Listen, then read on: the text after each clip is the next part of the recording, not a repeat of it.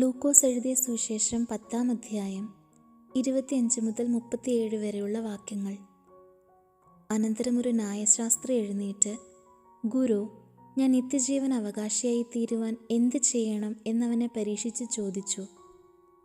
അവൻ അവനോട്, ന്യായപ്രമാണത്തിൽ എന്തെഴുതിയിരിക്കുന്നു, നീ എങ്ങനെ വായിക്കുന്നു എന്ന് ചോദിച്ചതിന് അവൻ, നിന്റെ ദൈവമായ കർത്താവിനെ നീ പൂർണ്ണ ഹൃദയത്തോടും പൂർണ്ണ ആത്മാവോടും പൂർണ്ണ ശക്തിയോടും പൂർണ്ണ മനസ്സോടും കൂടെ സ്നേഹിക്കണമെന്നും കൂട്ടുകാരനെ നിന്നെപ്പോലെ തന്നെ സ്നേഹിക്കണം എന്നും തന്നെയെന്ന് ഉത്തരം പറഞ്ഞു.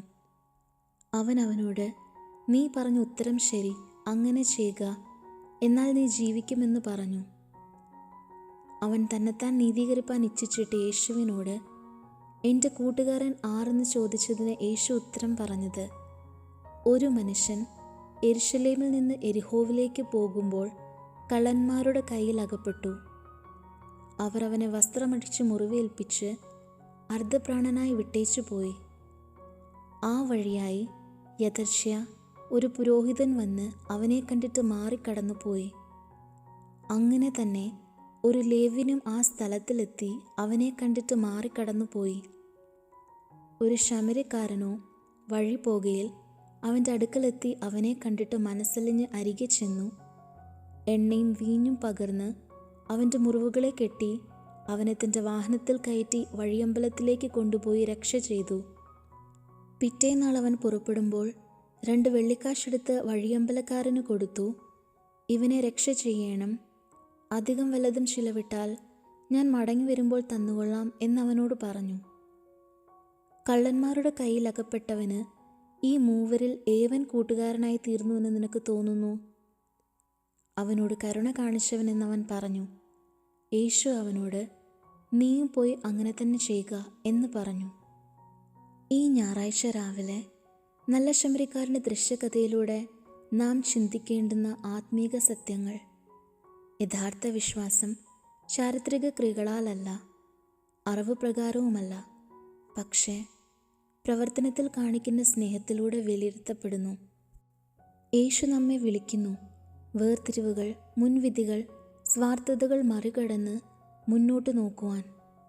നമ്മളുടെ മുമ്പിൽ വരുന്ന, നമ്മൾ ദൈനംദിനം കാണുന്ന ഓരോ മനുഷ്യനും കരുണയും ദയയുമുള്ള അയൽവാസിയാണെന്ന് മനസ്സിലാക്കുവാൻ. സത്യമായ ക്രിസ്തീയ ജീവിതം എന്നത് വേദനിക്കുന്നവരെ സമീപിച്ച് വീണവരെ ഉയർത്തി നിരാശയുള്ള ഇടങ്ങളിൽ പ്രത്യാശ നൽകുന്നതിലാണ്. അതിനുവേണ്ടി ഒരു പക്ഷേ നമുക്ക് നമ്മുടെ കംഫോർട്ട് സോണിനെ മറികടക്കേണ്ടതായി വരും. നമ്മുടെ സമയത്തെ സാക്രിഫൈസ് ചെയ്യേണ്ടതായി വരും. നമ്മുടെ അഭിമാനം, റിസോഴ്സസ് എല്ലാത്തിനെയും വെല്ലുവിളിക്കേണ്ടതായി വരും. ഇതൊക്കെ ഓവർകം ചെയ്യുന്നതിലൂടെ നാം ചെയ്യുന്ന ഓരോ സ്നേഹത്തിൻ്റെ പ്രവർത്തനത്തിലും യേശുവിൻ്റെ ഹൃദയത്തെ മറ്റുള്ളവരുടെ മുമ്പിൽ പ്രതിഫലിപ്പിക്കുവാൻ സാധിക്കണം. സ്വാർത്ഥതയില്ലാതെ മറ്റുള്ളവരെ സേവിക്കുമ്പോൾ നമ്മൾ അവരെ ആശ്വസിപ്പിക്കുന്നതിന് മീതെ ദൈവത്തെ മഹത്വപ്പെടുത്തുന്നു. കാരണം കരുണ കാണിക്കുന്നിടത്താണ് ദൈവം വസിക്കുന്നത്. ഈ നിമിഷം ഓർക്കേണ്ടുന്ന ഒരു വലിയ സത്യമുണ്ട്. സ്നേഹമില്ലാത്ത വിശ്വാസം ശൂന്യമാണ്. സ്നേഹമില്ലാത്ത പ്രവർത്തനവും അപൂർണമാണ്. നമ്മുടെ ഹൃദയങ്ങൾ നമുക്ക് ചുറ്റുമുള്ള ഓരോ വ്യക്തികളുടെയും ആവശ്യം മനസ്സിലാക്കുന്നവയാകട്ടെ. മറ്റുള്ളവർക്ക് മുമ്പിൽ നിത്യമായ സ്വർഗീയ അനുഭവം തുറന്നു കാട്ടുന്ന വിശ്വാസവും രക്ഷയും പ്രത്യാശയും നിറഞ്ഞ ദൈവത്തിൻ്റെ പാത്രങ്ങളായി മാറുവാൻ നമുക്ക് ഓരോരുത്തർക്കും സാധിക്കട്ടെ. നമുക്കും നല്ല ശമരിയക്കാരനെ പോലെ ആകാം. മറ്റുള്ളവരെ സേവിക്കുമ്പോൾ നാം ദൈവത്തിൻ്റെ പാത പിന്തുടർന്ന് സ്വർഗീയ അനുഭവം ഈ ഭൂമിയിൽ കൊണ്ടുവന്ന് മറ്റുള്ളവരിൽ നിറയ്ക്കുവാൻ നമ്മളെക്കൊണ്ട് സാധിക്കട്ടെ. വരും ദിവസങ്ങളിൽ ദൈവത്തിന് പ്രയോജനമുള്ള പാത്രങ്ങളായി മാറുവാൻ, നല്ല ശമരിയക്കാരനെ പോലെ ആയിത്തീരുവാൻ നിങ്ങളെ ഓരോരുത്തരെയും ദൈവം ഇടയാക്കട്ടെ. ഈ നിമിഷം നിങ്ങളുടെ ഉള്ളിൽ ദൈവം ഇടപെട്ടെങ്കിൽ, ദൈവം നിങ്ങളോട് സംസാരിച്ചെങ്കിൽ മറ്റുള്ളവരിലേക്കും ഇത് ഷെയർ ചെയ്യൂ. എല്ലാവരും നല്ല ശമരിയക്കാരനെ പോലെ ദൈവത്തിൻ്റെ കരുണ പ്രതിഫലിപ്പിക്കുന്നവരായി ജീവിക്കുവാൻ ദൈവം ഇടയാക്കട്ടെ. നിങ്ങളെ ഓരോരുത്തരെയും ദൈവം ധാരാളമായി അനുഗ്രഹിക്കട്ടെ. ആമേൻ.